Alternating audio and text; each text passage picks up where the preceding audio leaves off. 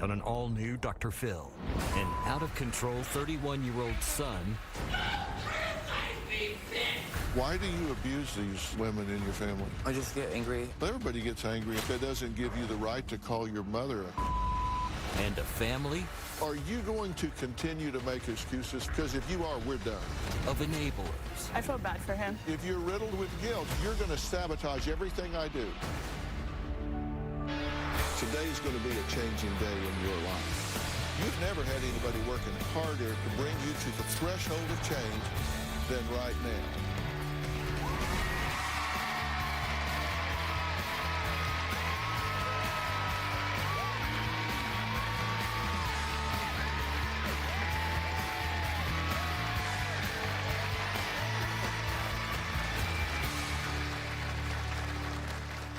This is 31-year-old Ryan. His family says they are just about done dealing with his constant shenanigans, including dancing in the streets drunk, getting in a fight at Taco Bell, and even destroying all of Heather's patio furniture. But Ryan says he isn't the one out of control. He says they're the ones who need to change. Here's a video he sent my team. Hello, Dr. Phil. This is Ryan, and I'm calling in because my family thinks I'm out of control. I'm not out of control. They're out of control, thinking I'm out of control. My great-grandmother has passed away, and all of a sudden, they think it's all on me. I'm like, okay, well, why don't you act your age, not your shoe size? Thank you. Anyways, like, all they do to me is keep bringing me down and telling me, why don't I make a change in my life and myself?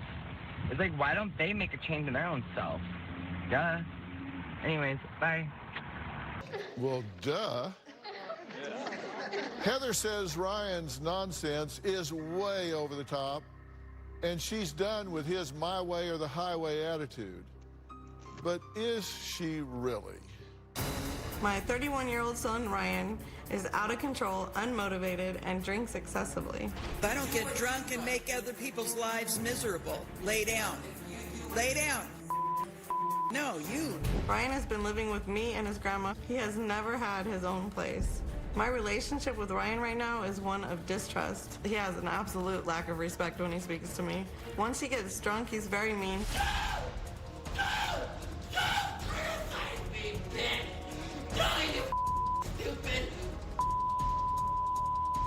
His drinking has caused him to act out, break laws, offend people. Ryan has never had a real job. I do think Ryan's a mooch. Ryan tells his friends sob stories, and they will get him rooms, they'll buy him CDs, DVDs, concert tickets, whatever he wants. He's never had a driver's license. I'm actually thankful for that because he doesn't drink and drive. Ryan and his great-grandmother, Granny, were very close. Ryan took care of her the last few years of her life. When he's drunk, he'll yell and scream and talk to himself. He'll say he's talking to Granny and that she wants me to die and burn in Hades. Ryan is definitely a teenager stuck in a 31-year-old's body. It takes two to tango. Ryan. It takes two to tango. And you Own your own. and I do own my own. I Don't. do. You absolutely do not. I don't know how Ryan's going to be able to change his lifestyle. The way he speaks to me, he acts like he doesn't think there's a problem, so how is he going to fix it? Now, there's an interesting history here. You have an interesting heart. I'm going to give you that. Because you adopted these children. Yes. You were their babysitter. And you just saw things that you just couldn't turn your back on. At the time, you were how old? When I started babysitting them, I was 18. When the adoption was final, I was 21. Yeah. So that's a pretty monumental thing, and God bless you for caring enough to do that. I mean, I really, that's pretty amazing. You have a unique heart. You did something great for them then. You can still do something great now. I hope so. This family's pretty dysfunctional, right? Pretty much, yeah. You have allowed him to be abusive with you. Yes, verbally, yes. That's abuse. Yes. You've enabled it, and you know you have. You admit it. You told us you do. I should have kicked him out many, many years ago.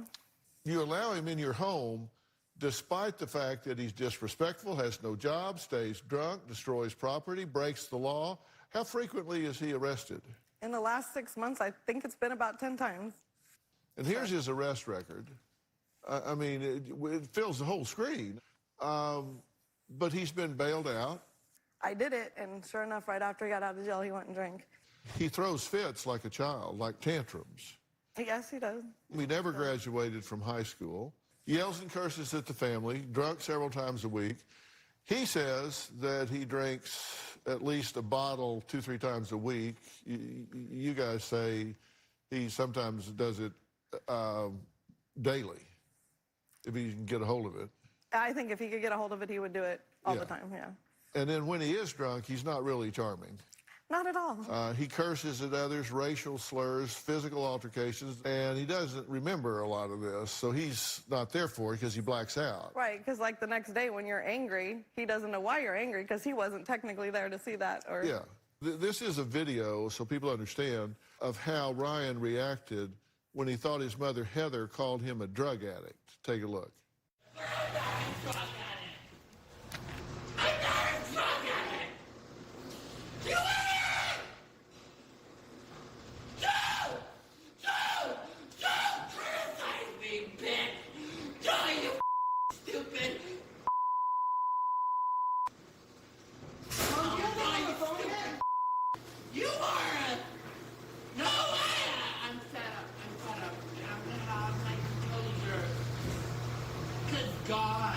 God wants composure, right? God wants composure.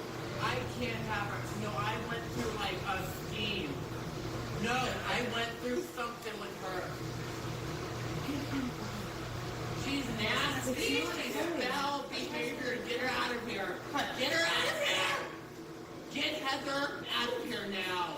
Get her out of here. She is. Granny told me. Get her out, get her out, get her out. No, I'm the dumbfounder. I'm not. Okay, so where is this taking place? that was at our house. You said our house. Whose house? Me and my mom. Your house. It was my grandma's house, and we all lived there to be her caregivers, and then she passed away. Yeah. And so he feels entitled because it was my grandma's house, so it's all of our house. Okay. Are you prepared to stop this? Absolutely. I can't take anymore. I'm not wasting my life anymore dealing with this. He's 31 years old. I don't have to take care of him anymore. It needs to be done. That's not okay. You have to get past that. You're saying, I still feel bad that he's going to have to grow up or suffer the consequences. Yeah, I guess you can't feel bad about that. I guess that's not, yeah. Putting it that way, I don't really feel bad, actually. He has choices. And you teach people how to treat you, and you have taught him how to treat you. We teach people how to treat us. You've taught him he can call you the C word, yell at you, call you a bitch. You've taught him he can do all of these things. And so he's stopped at that level. Yeah. And that has to end today. Right. All right, Heather's mom, Christy, and her daughter, Sheila, well, they're here too. She says she doesn't think they'll ever get to where I'm saying she needs to be. We're going to find out exactly what part they've played in enabling Ryan's childish behavior in the past, even still to this day. I mean, this day, today, this morning, after the break.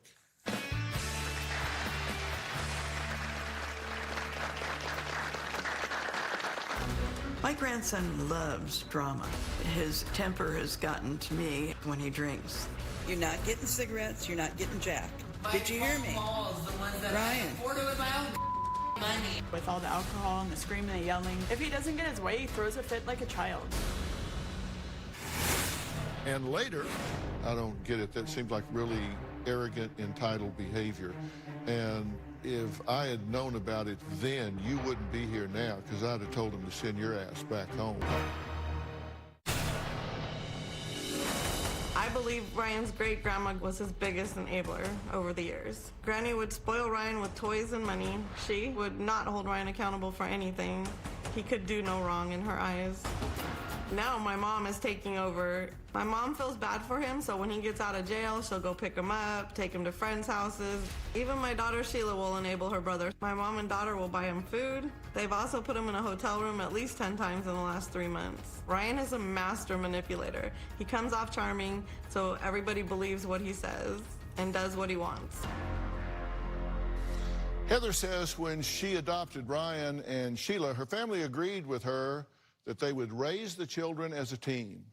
But she says something went wrong because her Granny Jean and her mom Christy and even her daughter Sheila have all turned Ryan into a spoiled brat. Here's what Christy and Sheila have to say.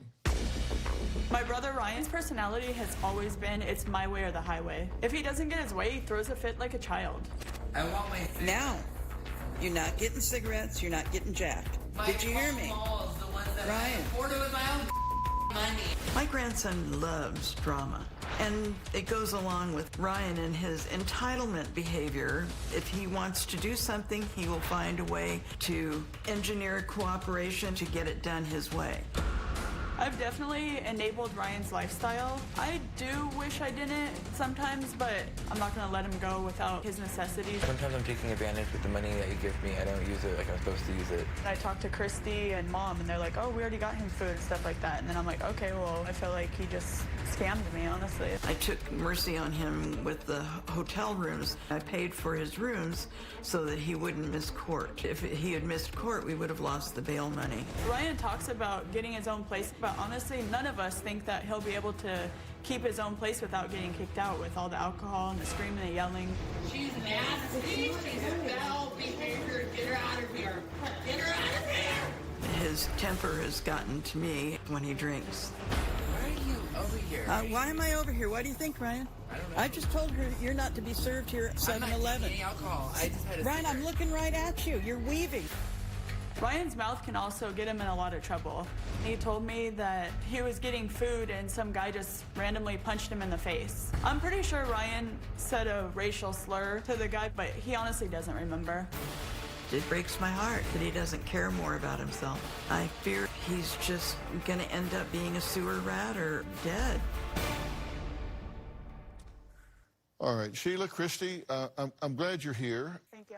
I'm not sure that this is going to be easy for y'all. No. According to Heather, she and I have been talking, and she says she's done. She says she's done enabling, she's done picking up the pieces, and what's more, and this is probably the most important thing, she's done feeling bad about whatever happens with Ryan. And I'm curious where the two of you are in this regard, because he's going to come out here in a bit, and I'm going to talk to him. And I want to know if you two are assets or liabilities for me, because my intention is to give him a damn wake-up call. Yeah. So where are y'all? I Somebody feel bad outside for him the and family. everything, but at the same time, I mean, maybe you can talk some sense into him, because I feel as a sister I've done everything. Like, it breaks my heart, you know, he's... Well, let me try to talk Yeah. some sense to you. Yeah, definitely. You said you feel bad for him. I feel bad for him. What is it you feel bad for him about? He is a lazy suck mooch. He manipulates, lies, cheats, steals, takes from other people. What about that triggers compassion in you? No, I guess I totally understand that and everything. I guess, I mean, just because, like, he's got really bad anxiety, and also that my great-grandma, or both of our grannies passed away and everything, so it's just... I don't know, like, I feel, yeah, no, and I understand that and everything. I guess I just, like, feel bad that, you know, like, he has to live this lifestyle. He feels he has to be, like, that social butterfly and everything. No, he doesn't. Yeah. He doesn't have to live this lifestyle. He chooses to live this lifestyle because you give him money. You buy him food. You make it possible for him to do it. You make it possible for him to do it. She's made it possible for him to do it. You have all crippled him no less than if you took a bat and hit him in the knees. Yeah, and that's why I'm done giving him money. I mean, food and water I feel everybody needs and everything, but at the same... Nope, sorry. Yeah, no. I don't know. No, I'm stopping you mid-sentence because you say, but he needs food and water. He doesn't need it from you. That's true. I mean, I feel, yeah, I guess he does need to hit rock bottom and everything, so he'll understand. And But if you feel bad for him, Yeah. if you're riddled with guilt, you're going to sabotage everything I do. no, You know, you call it tough love, you call it whatever, but you got to be willing to say, you are an adult. When you choose the behavior, you choose the consequences. Right. He's choosing to be a 31-year-old suck mooch. And you say, I feel bad for him. You feel bad for him? If somebody robbed you, would you feel bad for them? No, yeah. He's I get robbing what you you're of your saying, joy, definitely. your happiness, your money, your time, your peace. He's robbing you of all of that. He's using you. He's playing you all for suckers. Yeah. Yeah, the outside looking in, yes. What do you think about this? Are you an asset for me or a liability? I am an asset, definitely, for you. Okay. And Heather and I are both on the same page now as far as don't you raise your eyebrows at me, that we're on the same page as far as we've reached the end of the road. That's why we contacted you. So you've reached the end of the road since you came out here, or like No. in the last 5 minutes, or what? No, it's been this way at least the last month, ever since the court case and the having to put up bond for him to get out. And Who put up the bond for him? It was kind of a collective thing. I did. Yeah. Yeah. Why would you put up bond instead of let him set his happy ass in jail? Honestly, I feel he needs help. He doesn't, I mean, I feel like, you know, being in jail is He's like got treating an mental animal. So health he issues. needed help. You got him out of jail so he could get Yeah, I help. mean- So what help did he get when you got him out? He didn't get help, but I don't know. So I he guess didn't I get just help. can't That's why. see him like. But in you jail. see Like, the he logic needs- of it? You say, I Yeah. got him out of jail because he needed help, not jail. So you got him out of jail, and then he didn't get help. Yeah, he didn't. Yeah. No, I get it. At least there's no alcohol. Well, I mean, there. I guess that time he didn't actually go to jail. He was going to go to jail because there was a warrant, so we Right. stopped the No, warrant. the but one before that. oh, the one before that, yeah, I did get him out because he was like, oh, you know, I'm going to get help. And, you know, I thought, but I mean, I don't live out that. I guess. Are you like slow learners? No, I guess I just. He never does anything. Well, he does have mental health issues, and so Yeah, no but that's been part of it. Yes, is he has worrying mental health about issues. him being gay and having mental health issues, being in jail. So Somebody you're outside. defending what you did. Well, it may not have been the best path, but it felt. There's no but. You're either defending it or you're not. I Don't look at felt- her. You're talking to me. Well, What are you looking at her for? I felt, okay, that he was going to follow through, that he was going to keep his word, and then he didn't. And so then that was a deal breaker. We were done. So you are defending it. I'm saying it was reasonable to At the think that he time. would at the time. At the Not time. now. Yeah, for sure not now. Yes. And you're not a slow learner, so you No. won't fall for it again. Oh, no. Well, Ryan is here, barely. I understand from my staff that he was 2.5 hours late getting here this morning. I'm going to talk to him about that when we come back.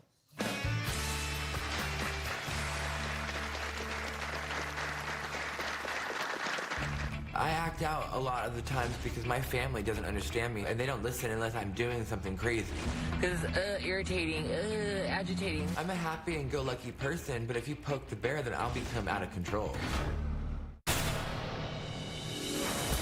A few months ago, we kicked Ryan out of the house because of his drunken behavior and the damage he caused to our property. He kicked in the front door twice. He shattered my patio table, and then he even took a rock and scratched up my car. There was really no other choice. We had to lock all the doors, change the locks. He would come back to the house, and we would tell him, "You're not allowed here." I would tell my mom, honestly, like, you can't do that. He's going to die on the streets. And she said, I'm done dealing with it. He's had so many chances, and I just can't talk to him anymore. I'm like, how can you do that to your own son? How can you do that to your own son? That's what you have compassion for. He shatters the table, takes a rock, bashes in her car, calls her every name in the book. You say, oh, I feel bad for him. Because I there's a guess I time for just had it. compassion, Yeah. and then there's a time for action. Right? Right. And we're at a time for action, right? yeah. Well, here's what Ryan has to say. My family thinks I'm out of control.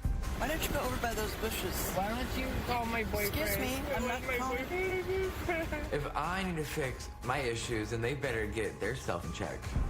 I think they're out of control for kicking me out of the house in the 105-degree weather. I had to sleep on benches in the street corners, and I almost got dehydration and heat stroke. I feel like a lot of times my family just turns their back on me and doesn't care about my well-being. It makes me feel like I'm just scum. My world has fallen apart since my great-grandmother Granny's death. She was like the real mother. She nurtured me, and now I'm alone. I act out a lot of the times because my family doesn't understand me, and they don't listen unless I'm doing something crazy. Can things just happen, like, and just make it work and not like try to like, you know, because irritating, agitating. I know I drink a lot, but I drink so I don't have to worry about if my family loves me or not. I don't ever think I start the arguments. I'm just always provoked. I feel like my grandma and my mom, whenever we have a fight or a disagreement, they always feel like they have to bring up the past. Those are the triggering points that I start yelling and get really mad because they think they can say whatever they want to say. I'm a happy and go-lucky person, but if you poke the bear, then I'll become out of control. You shut the up. Shut the up, because it's just a phone call away to make you shut up. I hope you do. I don't like it when I get violent and angry, but I feel like that's the only way they're going to listen to me. Okay, how you doing? I'm good. You were 2.5 hours late today. Why?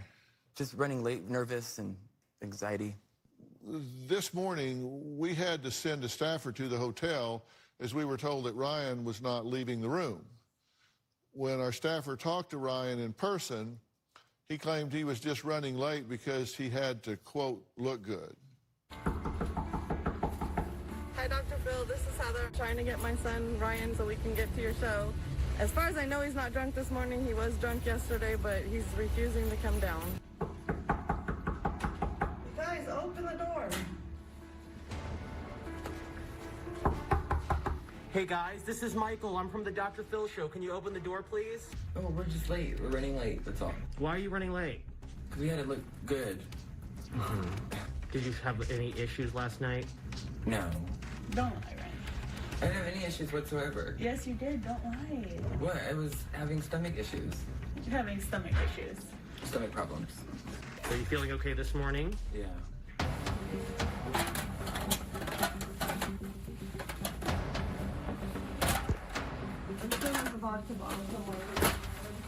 Is that the alcohol that was consumed last night? I don't know. I would assume so. That's what I was waiting for. We're gonna go.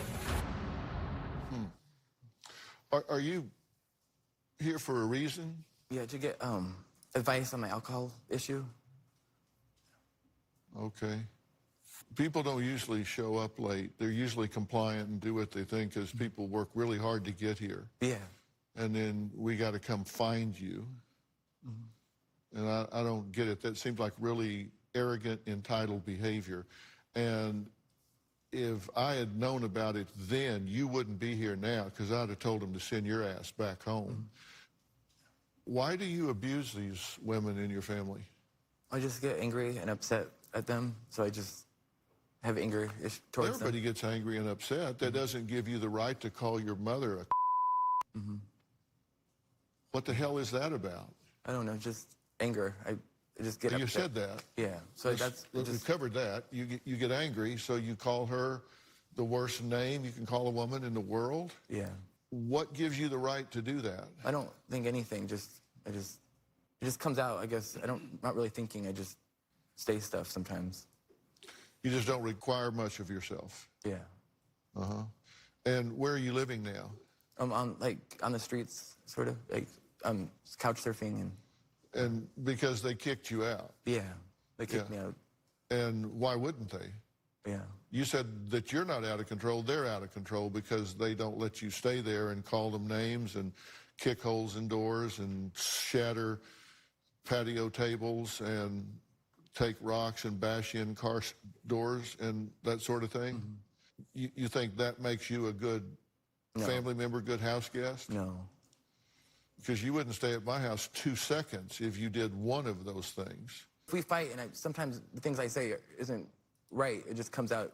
Well, coming up, Ryan claims that he forgets all of his vulgar behavior after sobering up the next day, which is understandable if you black out. So it's time to further examine his behavior by taking a closer look. We'll be right back.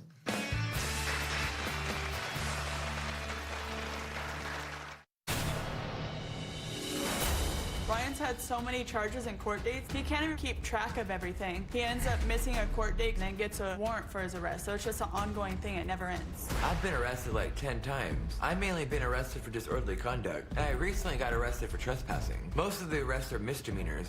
Last October, I was drunk after a concert and I spit on this police officer and got arrested. And that charge was a felony. I'm getting in all this trouble, but I'm not a bad guy. I really just have bad habits. Well, we're talking to Heather and her mom, Christy, and her adult children, Sheila and Ryan, who she actually adopted as toddlers to save from a neglectful situation. And today she says she feels like she's really failed as a parent with her 31-year-old son, Ryan, who just really has never grown up and says he suffers with alcoholism to the point of blacking out. And so I want Ryan to take a look at some of the videos of himself that he missed, because when you black out, you really don't have any memory of what took place. I'm not a drug addict! You idiot! Don't criticize me, bitch! Don't, you stupid! Well, here's a video of how Ryan reacted after his grandma Christy told him to get his life together. Why don't you go over by those bushes? Why don't you call my boyfriend? Excuse me, I I'm want not my calling. boyfriend. Ryan, I'm not calling. All right? Just call him and tell him. Ryan. You know what you need to do to get things going the right direction. Just call him. You heard me. I'm hearing only one person wanting to do this, and it takes two to tango. Ryan. It takes two to tango. And you own your own. And I do own my own. I do. You absolutely do not. Okay. Yeah. Finish the cigarette. Ouch. Well, then tell my sister that she loves me get to out death of the car. and she wants to kill me. Ryan, get out of the car. Get out of the car. Do you recall writing bitch on the hood of your mother's car with a rock? I don't. I was blacked out, drunk at the time. Yeah. And what do you say to yourself after when you realize it? I just feel, I just think it's the bad behavior I do when I'm not all there. I just think it's, I'm not thinking, so. Do you feel responsibility for getting it fixed? Like, there's no apology. There's no nothing. Yeah. And there's also no consequences, right? Well, now there was, because he got kicked out, so I'm not dealing with it anymore.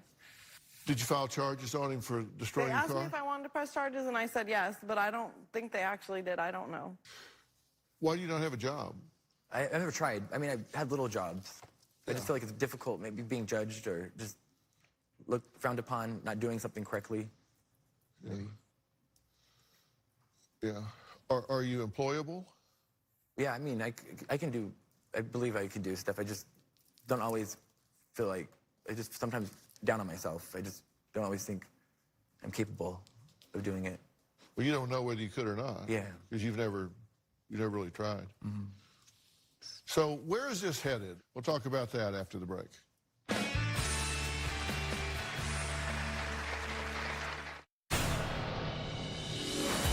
There are times that I have given in to Ryan. At this point, it's tough love all the way, and until he changes and gets help, I'm not doing anything for him anymore. When my mom likes to be all tough and stuff, I don't like that. So after this show, I don't know where I'm gonna land. My mom doesn't even care. I'm not even sure I'm welcome back if my family's home. Ryan doesn't like being told no, so he will get angry at me. I like to talk back to my mom because she likes to talk back, so then I give her a piece of my mind. My mom just needs to back off and let me be me.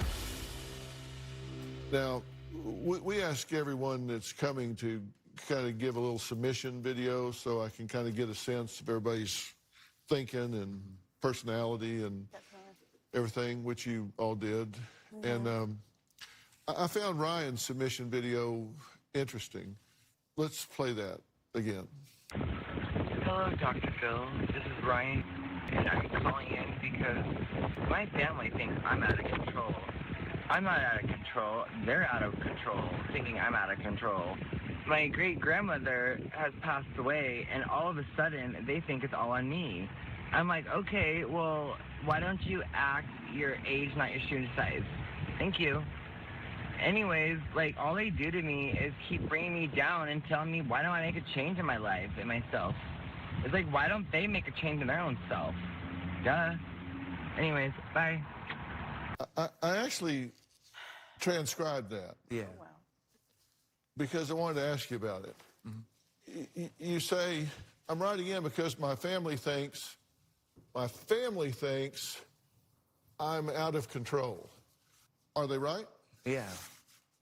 Okay. But then you said, I'm not. I'm not out of control. Were you drunk Yeah. when you were doing that? Yeah. But I want you to look at your logic. They're out of control, thinking I'm out of control. My great-grandmother's passed away. Sorry for your loss, by the way, all of you. Thank you. I appreciate it. All of a sudden, they think it's all on me. This is the one point where you and I are going to agree, because it's not all on you. Yeah. This is a family dysfunction issue. Yeah. And they have conspired to cripple you. No doubt about that. What do you think I mean when I say they're crippling you? They're maybe not believing in me or pushing me to change, I guess. Every time you do things for him, every time you don't require him to do things for himself, you cheat him in two ways. One, he doesn't learn to do it. And two, he doesn't observe himself doing it. True. Because that's how we form our self-image. That's how we get self-worth. That's how we get self-confidence. You just kind of depend on us, yeah. What have you cheated him out of by not letting him observe himself master certain things in his life? Everything. Honestly. I mean, And that's so what we you do, say, I have everything for him. anxiety, I don't have self-confidence, my self-esteem is low, because they've cheated you out of requiring more of yourself so you can feel like a man, so you can feel like I did this, I can do this. We'll do everything. Ryan is 31 years old now, but what will his life look like if he continues rolling backwards down this path? Well, we'll find out after the break.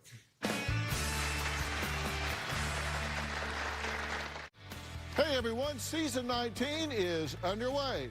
If you never made it to Hollywood to be a part of the studio audience, well, now it doesn't matter. If you're in Oklahoma, Georgia, Texas, New Jersey, or anywhere else in the world, now you can be a part of our virtual audience. All you need is a computer and an internet connection.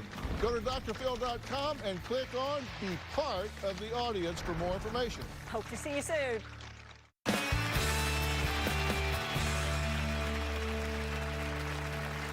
I'm from Texas. In Texas, there's an old saying that you're a pretty good judge of horse flesh. You can size a horse up and decide whether it's a good horse or a bad horse. I'm a pretty good judge of horse flesh. You are not mentally incapacitated. That's good news, by the way. Yeah. Okay? That's good news. Now, it doesn't mean that you don't have some anxiety or some mental, emotional struggles. You're clearly an alcoholic. Yeah. These things are all treatable. They're all treatable. But being a pretty good judge of horse flesh, I look at you and I see a lot of positives. You're a good-looking guy. You got a good sense of style. Yeah. You present well. You have a good personality, which has probably worked to your detriment in a lot of ways, because you can probably be pretty charming and manipulative. But that can be turned from evil to good in a positive way. You're not dumb by any stretch of the imagination. You still got a bright light in there, but it can get worse. Yeah. I actually did a little experiment with an age progression of you now and what you're going to look like in the future if you stay on this road. So watch this big screen behind me. Okay, run this. This is you at 31. This is what is likely to happen to you across time at 41, where you're going to look like you're 61. And do we go further? And that's you at 51, where you look 71. Yeah. That's what's going to happen to you, drinking-wise, skin-wise, organ-wise. And this is not just made up. This is what happens when your liver begins to break down, things start to fail, and that's where you're headed. Now, most people don't get a look at something like that. They don't get a look into the future. That's if you make it that far. What do you think when you look at that? Scary. It's like not pretty. Not a good sight. No? But you know it's true. Yeah. If you keep going, drinking down the wrong path. Yeah. You don't look quite as good in that shirt as you did at 31. No. If you don't get a job, you'll still be wearing that shirt. Yeah. Okay. We'll be right back.